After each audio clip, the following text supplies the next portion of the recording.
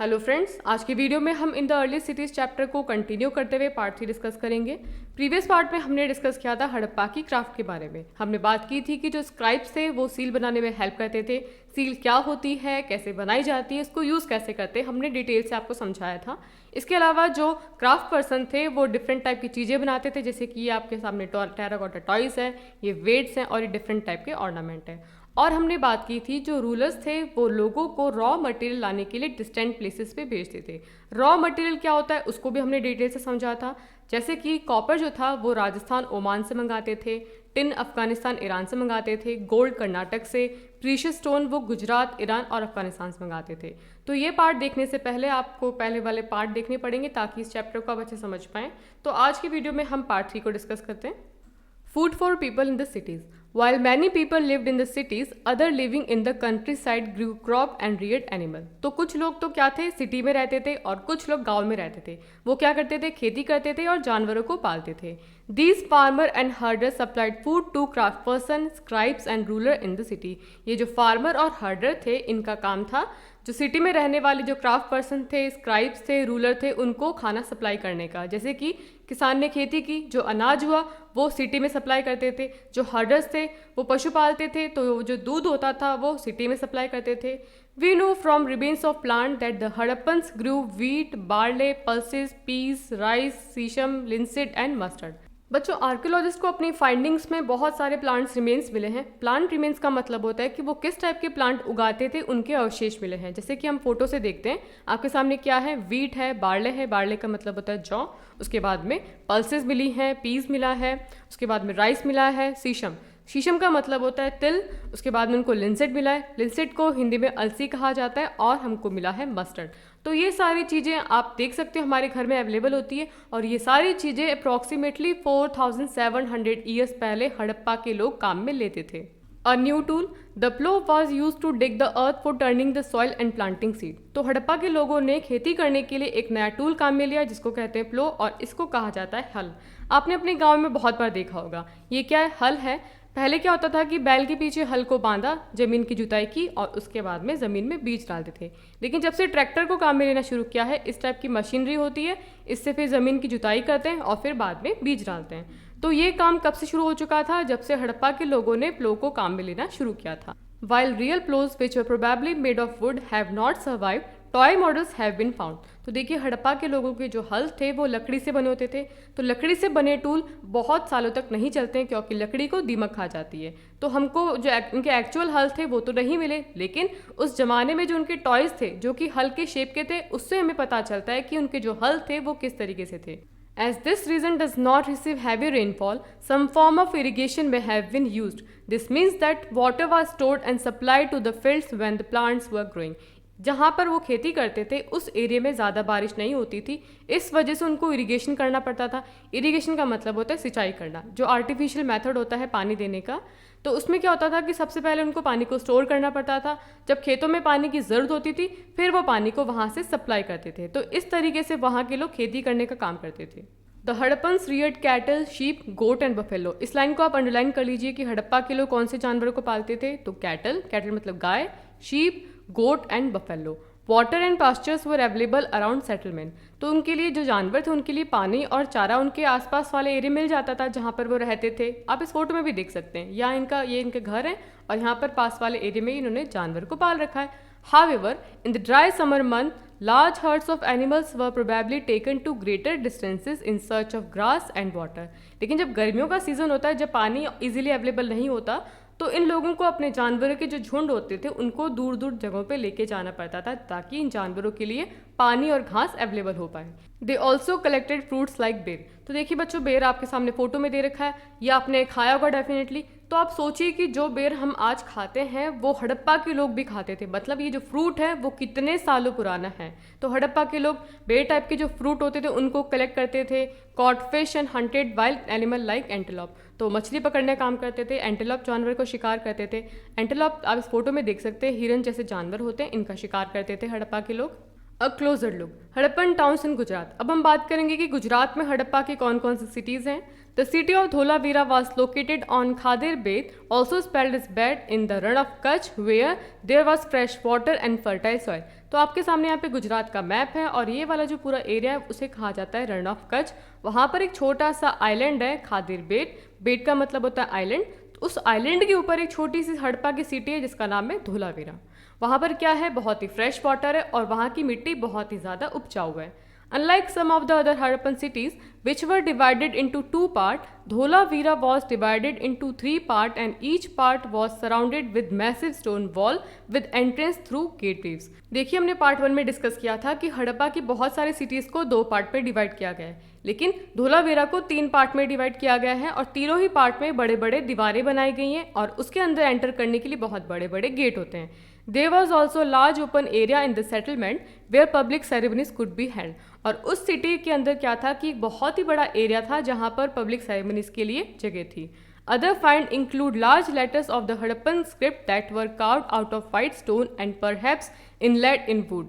This is unique find as generally Harappan writing has been found on small objects such as seals. बच्चों generally हमको जो भी हड़प्पा में कुछ भी लिखा गया है वो छोटी छोटी चीज़ों पे मिलता है, जैसे कि सील्स हो गई, ठीक है। लेकिन हमको धोलावीरा से कुछ यूनिक चीज़ मिली है। इसके अंदर हमको क्या मिला है, आप फोटो में देखिए। इसके अंदर एक ऐसी चीज़ मिली हमको कि जो हड़प्पा की स्क्रिप्ट है उसके जो बड़े बड़े लेटर्स हैं, सबसे पहले तो इनको वाइट पत्थर के अंदर खोदा गया है और फिर उसको लकड़ी के ऊपर चिपकाया गया है। जैसे आपके सामने फोटो में क्या है, ये क्या है, आपके सामने वाइट पत्थर है और फिर इनको लकड़ी के ऊपर चिपकाया गया है। तो ये जो यूनिक चीज़ है वो केवल हमको धोलावीरा से मिली है।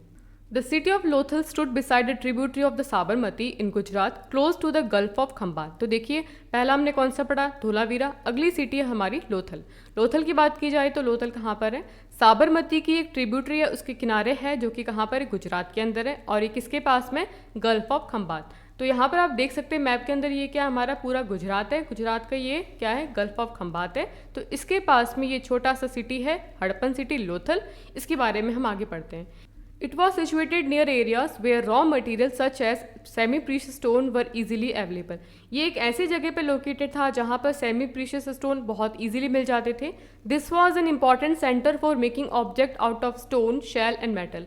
ये एक बहुत ही इंपॉर्टेंट सेंटर था क्योंकि यहाँ पर स्टोन, शेल और मेटल से चीज़ें बनाई जाती थी। There was also storehouse in the city.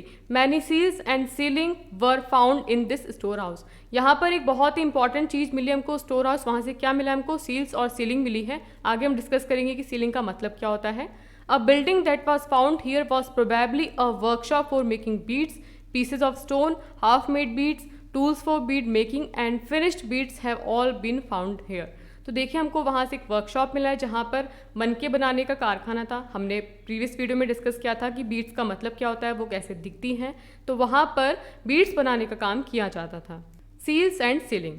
Seals may have been used to stamp bags or packet containing goods that were sent from one place to another. तो देखिए हमने प्रीवियस वीडियो में डिस्कस किया था कि सील का क्या काम होता है। कोई भी चीज़ जब हम बाहर भेज रहे हैं तो उसके ऊपर हमारी जो आइडेंटिटी होती है वो हमारा स्टैम्प होता है। तो स्टैम्प का काम वो सील से करते थे।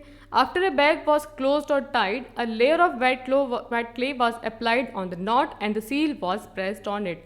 तो देखिए हमने बैग के अंदर सामान को डाल दिया। अब बैग को बांधने के बाद में जो बैग की गांठ होती है, जो नॉट होती है, उसके ऊपर क्या करते थे, गीली क्ले को अप्लाई करते थे। गीली क्ले पे क्या करते थे, वो सील को ऐसे छापते थे। फिर जो इंप्रेशन आता था उसको कहा जाता है सीलिंग। इसको हम फोटो की तो समझते हैं। आपके सामने क्या एक फोटो है, जैसे कि वो सामान का बैग है, उसके ऊपर गीली क्ले को हमने इसके ऊपर लगा दिया। अब फिर हम क्या करेंगे, जो हमारी सील है वो इसके ऊपर प्रेस करेंगे। जो हमारी सील का जो साइन है, जो डिज़ाइन है, वो इस पर पूरी तरह से छप जाएगा। ये जो इम्प्रेशन है, जैसे कि आपके सामने क्या है, आपको स्टार नज़र आ रहा है, ये जो इम्प्रेशन है सील का, उसको कहा जाता है ceiling. If the ceiling was intact one could be sure that the goods had arrived safely. अब जैसे कि वो सीलिंग है, अगर वो टूटी हुई नहीं है, इसका मतलब ये हुआ कि जो हमने सामान भेजा है हमारे बैग के अंदर वो सेफली पहुंच चुका है। लेकिन अगर वो सील टूटी हुई मिल जाती, ये जो सीलिंग है वो टूटी हुई मिल जाती है, इसका मतलब ये है कि जो हमारा सामान था उसके साथ में डेफिनेटली छेड़छाड़ हुई है।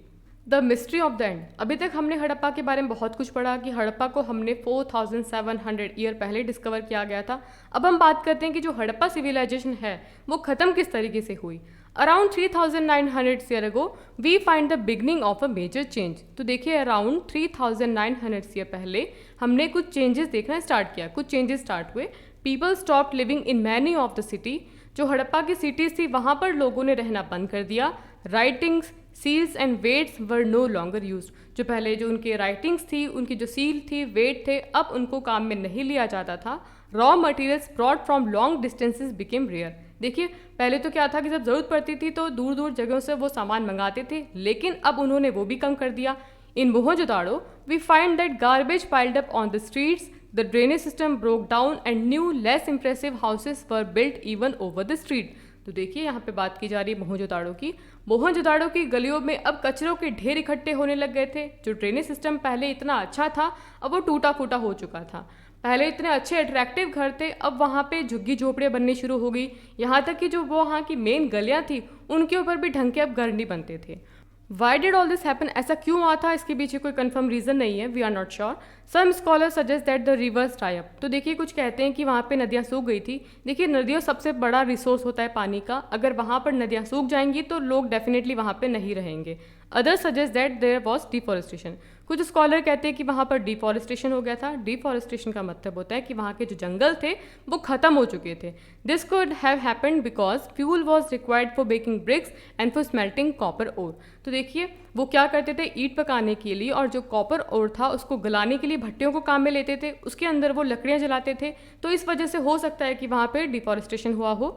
Besides, grazing by large herds of cattle, sheep and goat may have destroyed the green cover। देखिए ग्रेजिंग का मतलब क्या होता है, जो जानवर चारा चरते हैं, जो चरने का काम करते हैं, उसको कहा जाता है ग्रेजिंग। तो जो उनके एनिमल्स थे जैसे कैटल, शीप और गोट है, इनके बड़े बड़े जो झुंड थे, उन्होंने क्या किया, जो इनका आसपास वाला जो ग्रीन एरिया था, जैसे कि उनकी घास है, उनके पेड़ पौधे, सबको खा खा के पूरी तरह से डिस्ट्रॉय कर दिया था। In some areas there were flood, कुछ एरिया में बाढ़ आ गई थी। But none of these reason can explain the end of all the city. लेकिन इतने सारे रीज़न बताए हैं, उनमें से हमको नज़र नहीं आता कि सारी की सारी सिटीज़ उस वजह से ख़त्म हुई हो। फ्लडिंग और a river dried up would have had an effect in only some area. तो देखिए अगर कहीं पे बाढ़ आ रही है या फिर नदी सूख रही है तो उसकी वजह से कुछ ही सिटीज़ अफेक्ट हो सकती है, लेकिन सारी की सारी तो उसकी वजह से इफेक्टिव नहीं हो सकती है। It appear as if the ruler lost control. ऐसा भी हो सकता है कि जो वहाँ के राजा थे उनका अब धीरे धीरे कंट्रोल काफ़ी कम हो चुका हो, वो वीक हो गए होंगे, उनके ऊपर जो आक्रमण होते होंगे वो बहुत ज़्यादा बढ़ चुके होंगे। In any case the effect of the change are quite clear. कुछ भी रीज़न रहा हो उनके ख़त्म होने का, लेकिन अब जो चेंजेस हैं वो काफ़ी क्लियर नज़र आ रहे हैं। Sites in Sindh and west Punjab, जो कि कहाँ पर है, पाकिस्तान में, वर एबेंडन, वो पूरी तरह से खाली हो चुकी है। while many people moved into newer smaller settlement to the east and the south। अब लोग कहाँ शिफ्ट हो गए थे, ईस्ट एंड साउथ में शिफ्ट हो गए थे, उन्होंने अपने नए घर बना लिए थे। New cities emerged about 1400 years later। You will read about them in chapter 5 and 8। तो देखिए उसके बाद में लगभग 1400 साल बाद में नई सिटीज़ बनना स्टार्ट हुई, उसके बारे में हम चैप्टर 5 एंड चैप्टर 8 में पढ़ेंगे। तो देखिए बच्चों आज के वीडियो में हमने in the early cities chapter को कंप्लीट किया। आई होप ये चैप्टर आपको बहुत ईजिली एंड अच्छे समझ में आया होगा। वीडियो अच्छा लगा तो वीडियो को लाइक करें, दोस्तों के साथ शेयर करें, चैनल पर नए हैं तो चैनल को सब्सक्राइब करना है। Thanks for watching.